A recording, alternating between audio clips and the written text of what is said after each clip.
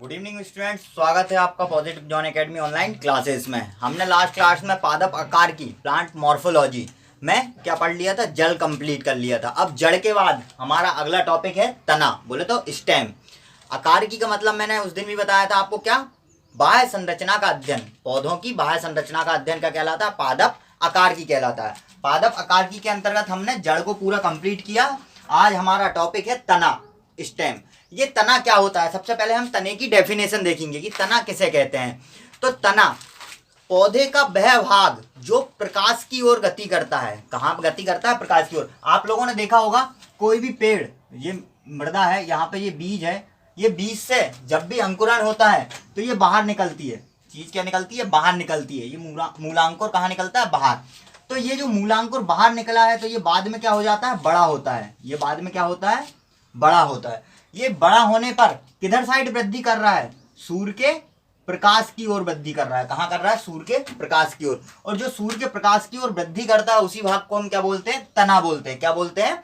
तना बोलते हैं। या पृथ्वी के गुरुत्वाकर्षण के विरुद्ध, ये पृथ्वी का गुरुत्वाकर्षण कहाँ रहता है? नीचे। इसके विरुद्ध करता है ये वृद्धि, इसे ही क्या बोलते हैं? हम तना बोलते हैं। तो पौधे का वह भाग जो प्रकाश की ओर गति करता है तना कहलाता है। यह पौधों को कौन सा सहारा प्रदान करता है? यांत्रिक सहारा प्रदान करता है। आप लोगों ने देखा होगा सारी चीजें ये तने से ही निकलती है। यहां से ये शाखाएं निकली, ये तने से निकली। कहां से निकली ये शाखाएं? तने से निकलती है। कहां से निकलती है? तने से निकलती है। तो पौधों को यांत्रिक सहारा प्रदान करने का काम कौन करता है? हमारा तना करता है। अब ये जो प्रकाश की ओर गति कर रहा है या सूर्य की ओर गति कर रहा है तना, इस गति के कारण तने को हम और किस नाम से जानते हैं, या इसकी गति को क्या कहते हैं? तो इस गति को कहते हैं प्रकाशानुवर्ती। प्रकाशानुवर्ती क्या बोलते हैं इसको? प्रकाशानुवर्ती बोलते हैं। कई बार पूछ लेता है पेपर में, तना होता है कैसा होता है? तना प्रकाशानुवर्ती होता है, मतलब कि प्रकाश की ओर आवर्ती होता है, बढ़ता हुआ होता है। ठीक है स्टूडेंट, तो ये इसके लिए एक टर्मिनोलॉजी थी, शब्द बोल सकते हैं अपन। ये हो गया हमारा तना। अब तने को उसके आकार के आधार पर 3 भागों में विभाजित किया गया है। पहला होता है भूमिगत तना, दूसरा होता है अर्धवायवीय तना, और तीसरा होता है वायवीय तना। देखो उनके शब्द से ही वो हमको उनकी डेफिनेशन दे रहे हैं। कैसे? भूमिगत तना मतलब ऐसा तना जो कहां पे रहता हो? भूमि के अंदर रहता हो। अब भूमि के अंदर भी एक प्रकार के तने नहीं रहते हैं, भांति भांति के तने रहते हैं, मतलब डिफरेंट टाइप के तने रहते हैं। जैसे प्रकंद रहता है, स्तंभ कंद रहता है, सल्क कंद रहता है और घन कंद रहता है। उसके बाद अर्धवायवीय तना, यहाँ पे भी उसने नाम में क्या बोला? अर्धवायवीय, मतलब जो आधा वायु में हो और आधा कहाँ पे हो? जमीन में हो। जो आधा कहाँ पे हो? वायु में हो और आधा कहाँ पे हो? जमीन में हो, उसे ही क्या बोलते हैं? अर्धवायवीय तना बोलते हैं। उसके बाद आता है हमारा वायवीय तना। कौन सा तना? वायवीय तना। अब वायवीय तना क्या? तो वायु में पाया जाने वाला तना, जो पूर्ण रूप से कहां पे हो? वायु में हो, उसे ही क्या बोलते हैं? वायवीय तना बोलते हैं। तो ये हो गए हमारे तने के 3 प्रकार। मुख्य रूप से आकार के आधार पर और स्थिति के आधार पर तने को कितने भागों में बांटा गया है? तो 3 भागों में बांटा गया है। पहला भाग है भूमिगत तना, दूसरा भाग है अर्धवायवीय तना और तीसरा भाग है वायवीय तना। इनकी डेफिनेशन नहीं पूछी जाती है आप लोगों से, पूछा जाता है तो आप लोगों से इनके उदाहरण, कि इनमें से कौन सा भूमिगत तना का उदाहरण है, इनमें से कौन सा अर्धवायवीय तना का उदाहरण है, और इनमें से कौन सा वायवीय तना का उदाहरण है। ठीक है स्टूडेंट्स, आप लोगों से ये चीजें पूछी जाती है, ना कि आपसे ये पूछा जाएगा कि तने कितने प्रकार के होते हैं। ठीक है, ये क्वेश्चन आप लोगों से नहीं पूछा जाएगा। अब हम पहला प्रकार देखते हैं तने में, भूमिगत तना। तो भूमिगत तना की डेफिनेशन अभी मैंने बताई आप लोगों को, कि ऐसा तना जो कहां पे हो? भूमि के अंदर हो। कहां पे हो? मिट्टी के अंदर हो। क्या कहलाता है? भूमिगत तना कहलाता है। अब देखो भूमिगत तना कितने प्रकार के होते हैं? तो मुख्य रूप से भूमिगत तना 4 प्रकार के होते हैं। कितने प्रकार के होते हैं? 4 प्रकार के होते हैं। पहला प्रकार है उसका प्रकंद। क्या है पहला प्रकार? प्रकंद। अब प्रकंद की डेफिनेशन क्या है? अपन थोड़ा सा डेफिनेशन समझ लेंगे, बाकी इसका मेन रहेगा तो इसके एग्जाम्पल रहेंगे। तो प्रकंद ऐसा तना जो भूमि के अंदर हो। कहां पे हो? भूमि के अंदर। भूमिगत तने के अंदर का एग्जाम्पल है कौन? प्रकंद। तो ऐसा तना, तो प्रकंद की डेफिनेशन क्या है? कि ऐसा तना जो सुषुप्त अवस्था में सुषुप्त अवस्था में कहाँ रहता है? भूमि के अंदर रहता है। और किस प्रकार की वृद्धि करता है? तो क्षैतिज रूप से वृद्धि करता है। कैसा तना कहलाता है? प्रकंद कहलाता है। क्या कहलाता है? प्रकंद। ये क्षैतिज रूप से वृद्धि क्या हुआ? आप लोगों ने सबने देखा होगा अपने अपने घरों में। कई बार हमारे घर में मम्मी जी लोग अपनी क्या करते हैं, जो अदरक रहता है उसको मिट्टी के नीचे दबा देते हैं, या गांवों में आपने देखा होगा कि राख के नीचे अदरक को रख देते हैं। तो उससे क्या होता है? अदरक नीचे ही नीचे क्या करता है? फैलता है, नीचे ही नीचे फैलता है। और वो किस तरीके से फैलता है? क्षैतिज, हॉरिजॉन्टली फैलता है। इस तरीके से वो फैलता है। आपने देखा होगा ऐसा फ्लैट रहता है अदरक, ऐसा फ्लैट रहता है ना, और उसमें से पार्श्व शाखाएं निकली रहती है उसकी। तो ये कैसी अवस्था में रहता है? तो सुषुप्त अवस्था में रहता है। कैसी अवस्था में रहता है? सुषुप्त अवस्था में। और किस प्रकार की वृद्धि करता है? तो क्षैतिज वृद्धि करता है। मतलब एक गत्ता रहता है समझ लीजिए ऐसा, और वो ऐसे वृद्धि करता है, ऐसे उसमें हाथ पैर निकले रहते हैं ना पूरे के पूरे, किसमें? अदरक में। तो वही क्या है? हमारा प्रकंद है। क्या है? हमारा प्रकंद, या तने का, भूमिगत तने का प्रकार है, उसके अंतर्गत क्या है? प्रकंद है।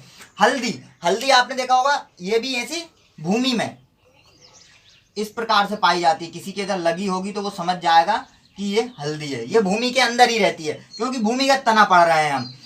केला, आप लोग बोलोगे केला तो ऊपर लगते हैं, तो जो केले का पेड़ रहता है उसमें जो तना रहता है, आप लोग समझ रहे होंगे कि तना वो केले के पेड़ में ये रहता होगा, ये जो मोटा भाग अपन घरों में लगाते हैं ना बाहर, पत्तों के नीचे जो भाग रहता है वो तना रहता है। नहीं, केले में जो भूमि के नीचे रहता है भाग, वो कहलाता है उसका तना। उसमें किस प्रकार का तना रहता है? तो उसमें भी प्रकंद रहता है। क्या रहता है? उसमें भी प्रकंद रहता है। कभी केले का पेड़ अगर खोदे कोई, तो उसमें देखना आप लोग नीचे जड़ों के ही समांतर ही उसमें मोटे मोटे भाग हो जाते हैं केले के पेड़ के, तो वह भी क्या है? प्रकंद है। तो ये हो गया हमारा प्रकंद। कितने उदाहरण देखिए हमने? 3, अदरक, हल्दी और केला। इसमें किस प्रकार का रहता है? प्रकंद प्रकार का तना रहता है। और वो प्रकंद किस प्रकार का तना है? भूमिगत तना है। ठीक है स्टूडेंट, एग्जाम्पल याद रखना है आपको, क्योंकि पेपर एग्जाम्पल ही पूछता है कि इनमें से कौन सा प्रकंद है। अदरक लिख देगा, हल्दी लिख देगा, केला लिख देगा और ये सभी लिख देगा, या वो ऐसा लिख देगा कि इनमें से कौन सा प्रकंद नहीं है। 3 उदाहरण ये लिख देगा और चौथा उदाहरण लिख देगा आपके लिए आलू। ठीक है ना? आप लूसेंट की बुक देखना, ऑब्जेक्टिव टाइप की, उसमें आपको बहुत सारे मल्टीपल चॉइस क्वेश्चन मिल जाएंगे, बहुत सारे क्वेश्चन मिलेंगे। इस तने के टॉपिक पे ही जाना और आपको बहुत सारे क्वेश्चन देखने को मिलेंगे वहां पे। उसके बाद आते हैं हम स्तंभ कंद पे। स्तंभ कंद की डेफिनेशन क्या है, ये इसके उदाहरण क्या है? तो बैसा तना, क्या है इसकी डेफिनेशन? कि बैसा तना जो भोजन संचय के कारण, जो भोजन संचय करने के कारण क्या हो जाता है? बहुत मोटा हो जाता है। कैसा हो जाता है? बहुत मोटा हो जाता है। और इसमें बीच बीच में कहीं कहीं इसकी सतह पे क्या पाए जाते हैं? गड्ढे पाए जाते हैं। बीच बीच में इसकी सतह पर क्या पाए जाते हैं? गड्ढे। इन गड्ढों को क्या बोलते हैं? आंख बोलते हैं। क्या बोलते हैं इनको? आंख बोलते हैं। क्या बोलते हैं इनको? आंख बोलते हैं। आप लोगों ने सबने सुना होगा, घर पे मम्मी जी बोलती है कि ये कैसे उगे हुए आलू ले आया, मतलब आंख वाले आलू ले आया। आप कभी मार्केट जाते होंगे, आप लोगों को सब्जी खरीदने का मतलब ज्यादा ज्ञान नहीं होगा, तो आप क्या, किसी ने बोला कि 10 रुपए किलो है आलू, 10 रुपए किलो है आलू, पर उनमें क्या था कि उनमें ये ऐसे आंखें निकलने लगी थी। मतलब आप लोगों ने देखा होगा, या घर में अपने बहुत दिन तक आलू रखे रहते हैं, उनका यूज नहीं करते हैं, तो उनसे क्या निकलने लगता है? एक हरे हरे कलर का अंकुरन होने लगता है। तो वो क्या कारण है उसका? उसमें से क्या निकलने लगती है? उसकी शाखाएं निकलने लगती है, पार्श्व शाखाएं। तो यही किसके साथ होता है? हमारे स्तंभ कंद के साथ होता है, कि इसमें जो गड्ढे रहते हैं जिन्हें आंख बोलते हैं, इनसे क्या निकलने लगती है? शाखाएं निकलने लगती है। क्या निकलने लगती है? शाखाएं। आप लोगों ने देखा होगा कि घर वाले उन्हीं आलू को काट के, जो बहुत पुराने हो जाते हैं, घर में रखे रहते हैं, जिनसे आंख निकलने लगती है, खेतों में लगा देते हैं, और उनसे क्या, आलू का पूरा पौधा बन जाता है। और वो आलू का पौधा तो ऊपर बनता है, पर वो शाखाएं रहती है केवल उसकी। जब आलू, नया आलू बनाता है, उसमें बहुत सारे आलू बनते हैं, तो जो ऊपर वाली शाखाएं रहती है एक समय के बाद सूखने लगती है। क्या होने लगती है? एक समय के बाद सूखने लगती है और नई शाखाएं आने लगती है। तो उससे क्या करता है? नीचे ही नीचे आलू क्या करता है? भोजन का संचय करता है, और एक ही आलू से हमारे बहुत सारे आलू बन जाते हैं। ठीक है ना स्टूडेंट? तो ये क्या करता है और क्यों मोटा हो जाता है? क्योंकि ये भोजन का संचय करता है अत्यधिक मात्रा में। तो स्तंभ कंद किसका, इसका उदाहरण क्या है? आलू है। क्या है इसका उदाहरण? आलू। इसके बाद आते हैं हम सल्क कंद पे। किस पे आते हैं हम? सल्क कंद पे। सल्क, आप लोग को ये अकेला नाम समझ में आ रहा होगा, सल्क। आप लोगों ने 9th क्लास या 9th या 10th क्लास में आप लोगों ने बायोलॉजी में प्रैक्टिकल दिया होगा। 2009-10th में नया सिलेबस चेंज हुआ था, तो उस टाइम पे एक बुक आई थी बायोलॉजी की, उसमें ये प्याज का ही करवाया था एक्सपेरिमेंट, कि उसकी कोशिकाएं देखने को बोला था कि आप उसकी कोशिकाएं बना के लाइए डायग्राम के लिए। तो ये सल्क से मतलब क्या है? सल्क से मतलब होता है पतली, क्या? पतली फलक या परतें, पतली परतें। तो ऐसा तना जो किससे बनकर मिलकर बना हो? पतली परतों से मिलकर बना हो। अब आप लोग घर पे हो सब लॉकडाउन के कारण, तो एक प्याज उठाना घर से, तो मम्मी उधर से बोलेगी कि क्या कर रहा है प्याज का, तो आप उसको पहले छीलना स्टार्ट करना और उसमें देखना पतली पतली परतें निकलेगी।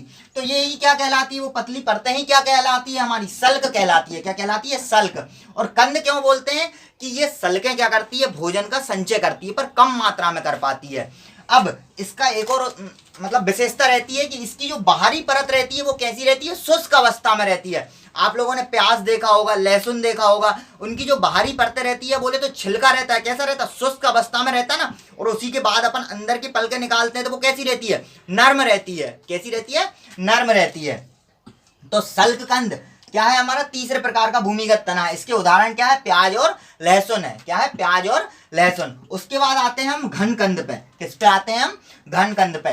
तो जो हमारा प्रकंद था, हमारा जो प्रकंद था, इसी का कैसा रूप? संघनित रूप, मतलब कि बहुत ज्यादा संगठित रूप ही क्या कहलाता है? घनकंद कहलाता है। ये घनकंद में क्या होता है कि जो तना रहता है इससे क्या निकलती है? जड़ें निकलती है। ये तने से ही क्या निकलने लगती है? पार्श्व शाखाएं या जड़ें निकलने लगती है। आप लोगों ने सबने देखा होगा अरबी, जिसको अपन बोलते हैं शुद्ध देसी भाषा में गुइयां। क्या बोलते हैं? गुइयां। सबको सब्जी पसंद नहीं रहती होगी इसकी, अरबी की, ठीक है ना। तो ये अरबी क्या रहता है? इसके बाहर देखा होगा आपने तो बड़े बड़े पत्ते रहते हैं, है ना, पत्ते रहते हैं बाहर, पर नीचे जो जड़ों में रहता है या नीचे रहता है वो क्या है? एक तना है। किस प्रकार का तना है? प्रकंद का ही संघनित रूप वाला तना घनकंद है। कैसा है? प्रकंद का ही संघनित रूप वाला तना घनकंद है, ठीक है। तो ये भी क्या रहता है? घनकंद का उदाहरण। कैसा वाला? भूमिगत तने के अंतर्गत आने वाला घनकंद का उदाहरण। इसके उदाहरण क्या क्या है? अरबी और जिमीकंद। अरबी और जिमीकंद। तो स्टूडेंट ये हो गया हमारा भूमिगत तना। पहला है प्रकंद, दूसरा है स्तंभकंद, तीसरा है सल्ककंद और चौथा है घनकंद। प्रकंद के उदाहरण है अदरक, हल्दी और केला। स्तंभकंद के उदाहरण है आलू। सल्ककंद का उदाहरण है प्याज और लहसुन। और घनकंद का उदाहरण अरबी और जिमीकंद। आपको उदाहरण याद रखने हैं, ज्यादा उदाहरण नहीं है, 3 और 1 4 और 2 6 और 2 8। ये 8 उदाहरण अगर आप याद रख लोगे तो आपको कोई भी क्वेश्चन में दिक्कत नहीं आएगी। जैसे उसने पूछा कि इनमें से कौन सा स्तंभकंद है, ऑप्शन में दे दिया आलू, प्याज, अरबी और हल्दी, तो आप लोग सीधे लगाओगे कि क्या है? स्तंभकंद। आलू है। क्या है? आलू है। तो ये हो गया हमारा पहला भूमिगत तना। अब इसके बाद हम देखेंगे हमारा अर्धवायवीय तना। अब देखते हैं हम अर्धवायवीय तना। इसके नाम से ही हम पढ़ पा रहे हैं, समझ पा रहे हैं कि अर्धवायवीय मतलब कि जो तना रहेगा वो उसका आधा भाग कहां पे रहेगा? हमारा तने का आधा भाग कहां पे रहेगा? हमारा वायु में रहेगा और आधा भाग कहां रहेगा? भूमि में। यही क्या है हमारा अर्धवायवीय तना, कि तने का आधा भाग कहां पे रहे? वायु में रहे, और तने का आधा भाग कहां पे रहे? भूमि में रहे, जिसको क्या बोलेंगे हम? अर्धवायवीय तना। इस प्रकार के तने में क्या होता है कि जो तना रहता है वो आधार से किसमें? शाखाओं में विभक्त हो जाता है। कैसी शाखाओं में? क्षैतिज शाखाओं में। कैसी शाखाओं में? क्षैतिज शाखाओं में। पर ये अपेक्षाकृत कैसी रहती है? इसके अपेक्षाकृत कैसी रहती है? पतली रहती है। कैसी रहती है? पतली रहती है, ठीक है ना। आप लोगों ने अब दूबा देखी होगी, दूबा सबने देखी होगी, आसपास लगी रहती है, खेतों में लगी रहती है, कहीं मंदिर के आसपास देखोगे तो वहां पे लगी रहती है दूबा, ग्राउंड में लगी रहती है, मैदान में लगी रहती है दूबा। तो वो क्या रहती है? बहुत पतली रहती है और तल के समांतर फैली हुई रहती है। पतली रहती है और तल के समांतर फैली रहती है। और कैसी रहती है? कमजोर रहती है। कैसी रहती है? कमजोर रहती है। तो ये जो अर्धवायवीय तना है, इसका जो पहला प्रकार है, इसका ही क्या है? ऊपरी भूस्तरी। ऊपरी भूस्तरी मतलब कि भूमि के स्तर के कहां पे पाई जाने वाली तना? ऊपरी स्तर पे, भूमि के ऊपरी स्तर पे। ऊपरी भूस्तरी, स्तर का मतलब हो गया ये, ऊपरी का मतलब हो गया ऊपर, और क्या? भू, भू का मतलब हो गया भूमि, के भूमि के ऊपरी स्तर पर पाया जाने वाला तना, जो आधा कहां रहता है? भूमि पर रहता है, और आधा कहां पर रहता है? आधा कहां रहता है? भूमि के ऊपर, और आधा कहां? भूमि के अंदर रहता है, ठीक है ना। तो दूबा और घास, घास भी देखी होगी आपने, पतली रहती है और कमजोर रहती है। जब आप उसको निकालते हो तो दूबा को, तो अंदर से कैसा सफेद सफेद टाइप की निकलती है उसमें, वो भी क्या है, उसका एक प्रकार का तना ही है। क्या है, उसका तना है। तो ये हो गया अर्धवायवीय तना में पहला ऊपरी भूस्तरीय। इसके उदाहरण क्या क्या है, तो दूबा और दूसरा घास। इसके बाद आता है भूस्तरीय। क्या आता है, भूस्तरीय, कि जो तने का अधिकांश भाग है, तने का जो अधिकांश भाग है वो कहां पर रहता है, भूमि के स्तर पर रहता है। कहां पर रहता है, भूमि के स्तर पर कुछ भाग भूमि से अंदर, कुछ भाग भूमि के अंदर कैसा, क्षैतिज रूप में फैला हुआ रहता है। कैसा फैला हुआ रहता है, क्षैतिज रूप में फैला हुआ रहता है। आप लोगों ने सबने कपास के पेड़ देखे होंगे, लंबे रहते हैं और पतले रहते हैं। कैसे रहते हैं, लंबे और पतले रहते हैं। तो इनको सहारा प्रदान करने के लिए, इसको सहारा प्रदान करने के लिए कि हवा में ये टूटे ना और मुड़े ना, तो उसको सहारा प्रदान करने के लिए भूमि के स्तर, क्या लिखा है, भूस्तरीय, भूमि के स्तर से ही लगकर क्या निकले रहते हैं, इसमें शाखाएं निकली रहती है, जो क्या रहता है, एक प्रकार का तना रहता है। और वो तना कौन सा है, भूस्तरीय तना है। तो इसके उदाहरण क्या क्या है, कपास और पैसीफ्लोरा, कपास और पैसीफ्लोरा। एग्जाम्पल्स जरूर याद रखना स्टूडेंट, ठीक है ना। उसके बाद आता है भूस्तारिका। कौन सा आता है, भूस्तारिका। तो वैसा तना जिसके भूमि वाले भाग से, जिसके भूमि वाले भाग से पत्तियों के पार्श्व से, पत्तियों के बीच से क्या निकले रहे, तने निकले रहे। पत्तियों के बीच से ही क्या निकले रहे, तने निकले रहे। तो उसे ही क्या कहते हैं, भूस्तारिका, है ना। जलकुंभी देखी होगी आप लोगों ने, सबने जलकुंभी, जल में जो रहती है, तो उसकी पत्तियां फैली हुई रहती है, उसकी पत्तियां फैली हुई रहती है, और उन्हीं पत्तियों के बीच से क्या निकला रहता है, उसका तना निकला हुआ रहता है। क्या निकला रहता है, उसका तना निकला हुआ रहता है। उसे ही क्या कहते हैं, भूस्तारिका कहते हैं। इनकी डेफिनेशन पर इतना ध्यान मत देना, इनके एग्जाम्पल ज्यादा जरूरी है, ठीक है ना। उसे क्या कहते हैं, जलकुंभी कहते हैं। उसका उदाहरण क्या है, जलकुंभी। उसके बाद आता है अंतः भूस्तरीय। अंतः भूस्तरीय मतलब कि भूमि के अंदर अधिकांश भाग कहाँ फैला रहे, हमारा भूमि के अंदर फैला रहे। और इस जो भूमि के अंदर अधिकांश भाग फैला रहता है, ये तने के रूप में फैला रहता है। और कुछ भाग से क्या निकली रहती है, पार्श्व कलिकाएं निकली रहती है। और जो किस रूप में रहती है, त्रियक रूप में रहती है। कैसे रूप में रहती है, त्रियक रूप में रहती है। अब इसका उदाहरण है पुदीना। आप लोगों ने देखा होगा, अधिकांशतः ठंडी जगहों पे पाया जाता है पुदीना। इसमें आपने देखा होगा कि एक शाखा रहती है, उस शाखा से 3 शाखाएं निकलती है। कितनी शाखाएं निकलती है, 3 शाखाएं निकलती है। पुनः इन 3 शाखाओं में से बीच से शाखाएं निकली रहती है, और उनमें क्या लगी हुई रहती है, पत्तियां लगी हुई रहती है। क्या लगी हुई रहती है, पत्तियां। तो इसका जब पुदीने को आप उखाड़ के देखोगे तो नीचे साइड तो उसमें केवल जड़ रहती है, नीचे साइड तो क्या रहती है, केवल उसमें जड़ रहती है। और उनमें ही कुछ मात्रा में क्या पाया जाता है, तना पाया जाता है। पर अधिकांश भाग कहाँ रहता है, भूमि के स्तर पर रहता है। अधिकांश भाग कहाँ रहता है, भूमि के स्तर पर रहता है। और यही क्या है, हमारा अंतः भूस्तरीय तने का उदाहरण है। और इसका उदाहरण क्या है, पुदीना है। क्या है इसका उदाहरण, पुदीना है। अब इसके बाद हम आएंगे वायवीय तना पर। इसके बाद किस पर आएंगे हम, वायवीय तना। अब नेक्स्ट है हमारा वायवीय तना। तो वायवीय तना उसके शब्द से ही आ रहा है कि वायु, ऐसा तना जिसका अधिकांश भाग कहां पर हो, वायु में हो, या पूर्ण भाग कहां पर हो, वायु में हो। इस प्रकार के तने में सभी भाग पाए जाते हैं पौधे के, जैसे पत्तियां पाई जाती है, पुष्प पाए जाते हैं, उसके बाद शाखाएं पाई जाती है।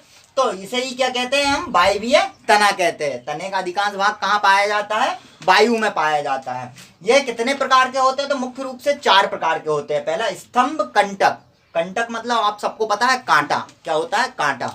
अब इसके उदाहरण भी आपने पढ़े होंगे, नींबू। क्या है, नींबू है इसका उदाहरण, आप लोगों को दिख रहा है।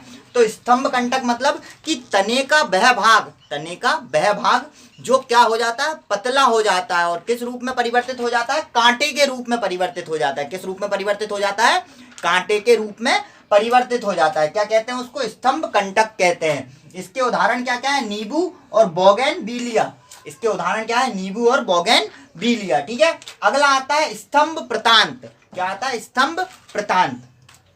तो जो पौधे जिनके बेला बोले, अगर मैं सीधी भाषा में बोलूं तो जो बेल वाले पौधे रहते हैं, जैसे आप लोगों ने देखा होगा लौकी का, गिलकी का जो पौधा रहता है, या बेला जो रहते हैं, उनमें जो तना पाया जाता है वो स्तंभ प्रतांत टाइप का तना पाया जाता है। ये क्या होता है स्तंभ प्रतांत टाइप का तना, कि जो तने की शाखाएं रहती है, तने की जो शाखाएं, आपने देखा होगा ये बेला रहता है, इसमें से पत्तियां निकलती है, इसमें से ऐसे पत्तियां निकलती है, आपने देखा होगा कुछ इस प्रकार की पत्तियां भी रहती है इनमें। ये पत्तियों की ये जो शाखाएं है यहां से क्या निकलती है, पतली पतली बेल मतलब धागे टाइप के धागे नुमा संरचनाएं निकली रहती है, धागे नुमा संरचनाएं निकली रहती है। ये धागे नुमा संरचनाएं क्या करती है, इस जो मुख्य तना है, इस मुख्य तना को क्या करती है, सहारा प्रदान करती है आरोहण के लिए, मतलब ऊपर बढ़ने के लिए, किसी सहारे से चिपककर ऊपर बढ़ने के लिए, ठीक है ना। तो यही क्या है हमारा स्तंभ प्रतांत है। क्या है हमारा स्तंभ प्रतांत। इसके उदाहरण क्या क्या है, लौकी और अंगूर। आप लोगों ने सबने देखा होगा, सबके घरों में रहता है लौकी का बेला, ठीक है ना। अंगूर तो अधिकांशतः खेतों में ही पाए जाते हैं, यहाँ पे नहीं मिल पाएंगे अपने घरों में। तो ये भी क्या रहता है, एक घर टाइप का, या आपको बता दूं मैं कि 4 लकड़ियां गड़ा देते हैं, उनके ऊपर ऐसा लकड़ियां रख देते हैं, उसके ऊपर ये अंगूर के बेले को फैलाया जाता है, जिससे क्या अंगूर नीचे लटकते रहते हैं और उसके सहारे, उन लकड़ियों के सहारे ये अंगूर की बेले क्या रहती है, पूरी फैली हुई रहती है। तो वह यह किस प्रकार का तना रहता है, स्तंभ प्रतांत प्रकार का तना रहता है। केवल मैं बता रहा हूं, इनके उदाहरण ही ज्यादा से ज्यादा पूछेगा वो, इसलिए मैंने उदाहरण लिखे हैं इनके, ठीक है ना। उसके बाद आता है हमारा पर्णाभ व्रंत। पर्णाभ व्रंत मतलब कि ये, इसको पूरा मत पढ़ो, पहले इतना ही पढ़ो। पर्ण, क्या पढ़ो, पर्ण। पर्ण मतलब होता है हमारा क्या, पत्ता। क्या होता है, पत्ता। तो तना किस रूप में परिवर्तित हो जाता है, पत्तियों के रूप में परिवर्तित हो जाता है। किस रूप में, पत्तियों के रूप में परिवर्तित हो जाता है। या बोल सकते हैं हम, जो पत्तियां रहती है, पेड़ की पत्तियां रहती है, वो किस रूप में परिवर्तित हो जाती है, तने के रूप में परिवर्तित हो जाती है। आप लोगों ने सबने नागफनी देखी होगी। नागफनी क्या रहती है, उसकी जो तना है, जो पत्तियां थी, वही क्या तने के रूप में परिवर्तित हो गई, जिससे क्या हो, बाष्पोत्सर्जन की दर क्या हो, कम हो। बाष्पोत्सर्जन की दर क्या हो, कम हो। क्यों, क्योंकि नागफनी कहाँ पे पाई जाती है, मरुस्थलीय स्थान पे पाई जाती है। कहाँ पे पाई जाती है, मरुस्थलीय स्थान पर, जहां पे पानी कम रहता है और गर्मी अधिक पड़ती है, जिससे क्या हो, बाष्पोत्सर्जन की दर कम हो। तो इसके उदाहरण क्या क्या है, नागफनी और काजू राइना। क्या है, काजू राइना। नागफनी और काजू राइना, ये लिखा है यहाँ पर, नागफनी और काजू राइना। उसके बाद आता है पर्णाभ पर्व। क्या आता है, पर्णाभ पर्व प्रकार का तना। इस प्रकार के तने भी पर्णाभ व्रंत प्रकार के तने से ही संबंधित होते हैं। ये इन्हीं का रूपांतरित रूप है, ठीक है ना। इनमें भी क्या रहता है, जो पत्तियां रहती है या जो तना है हमारा, वो क्या रहता है, बहुत पतली पतली पत्तियों में विभक्त हो जाता है। और यह भी क्या करते हैं, बाष्पोत्सर्जन की दर को क्या करते हैं, कम करते हैं। मतलब जो पानी का वृद्धि या मतलब जो नुकसान होता है, उसकी दर को क्या करते हैं, कम करते हैं। तो ये भी क्या है, हमारे पर्णाभ व्रंत प्रकार का जो तना है वो कैसा है, पर्णाभ व्रंत प्रकार के तने से संबंधित है। इसमें क्या क्या आता है हमारा, शतावर और रसकस। क्या आता है, रसकस आता है। ये रसकस लिखा है यहाँ पर, रसकस, ठीक है ना स्टूडेंट, इसको लिख लेना। तो ये हो गया हमारा पूरा तना कंप्लीट, ठीक है। तो हमने देखा तने के प्रकार, 3 प्रकार के होते हैं, भूमिगत तना, अर्धवायवीय तना और वायवीय तना। कैसे कैसे, भूमिगत तना, अर्धवायवीय तना और वायवीय तना।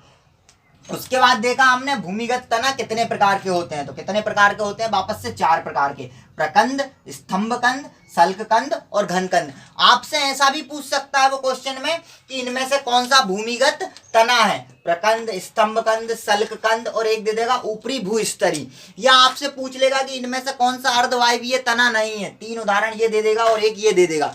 तो आप लोगों को बहुत अच्छे से समझना है और पढ़ना है।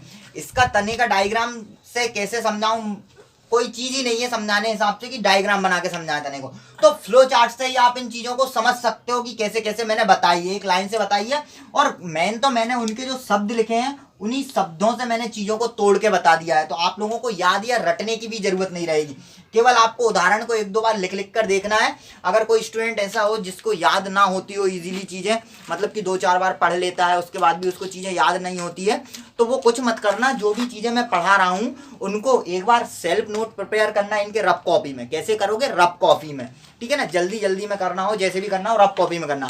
और उसके बाद 3-4 कलर के पेन लेना और एक फेयर टाइप की कॉपी बनाना और फिर से लिखना उनको। तो आपका कितनी बार रिवीजन हो जाएगा, 2 से 3 बार हो जाएगा। कैसे हो जाएगा, एक बार जब आप वीडियो देखोगे तो जो मैं बोल रहा हूं वो आप सुनोगे, उसके बाद रफ कॉपी में लिखोगे तो बोलकर ही लिखोगे उसको, फिर उसको जब फेयर कॉपी में लिखोगे तो एक बार बोलते हुए लिखोगे उसको। तो ये हो गया आपका 3 बार रिवीजन। और 3 बार जब रिवीजन करोगे आप तुरंत में किसी चीज का, तो 101% गारंटी देता हूं मैं आपको कि आप नहीं भूलोगे उसको। इस तरीके को आप 2 से 3 बार, या मेरी जो 7 वीडियो 8 वीडियो डाली है मैंने बायोलॉजी की, इन पे एक बार अप्लाई करके देखना। गारंटी लेता हूं कि कोई ऐसा शब्द नहीं होगा जो आप भूल पाओगे, ठीक है ना।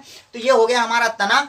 आज हमने जो नेक्स्ट वीडियो थी इसमें तने को कंप्लीट कर लिया। अब जो हमारी नेक्स्ट वीडियो आएगी उसमें हम पढ़ेंगे पत्तियां, और पत्तियों के बाद पढ़ेंगे हम फूल, ठीक है ना। तो स्टूडेंट, आप लोगों को वीडियो अगर अच्छी लग रही हो, क्योंकि बहुत कम लोग वीडियो देख रहे हैं ऐसा लग रहा है मेरे को, या आप लोग ज़्यादा से ज़्यादा शेयर नहीं कर रहे हो वीडियो को, तो आप लोगों से कहना चाहता हूँ मैं कि अगर आप लोगों को हमारा तरीका या मेरा तरीका जो समझा रहा हूँ मैं समझ आ रहा हो और बहुत अच्छा लग रहा हो, तो वीडियो को ज़्यादा से ज़्यादा लाइक करें, शेयर करें और चैनल को सब्सक्राइब करें। Thank you student. Subscribe now and press the bell icon. Never miss an update.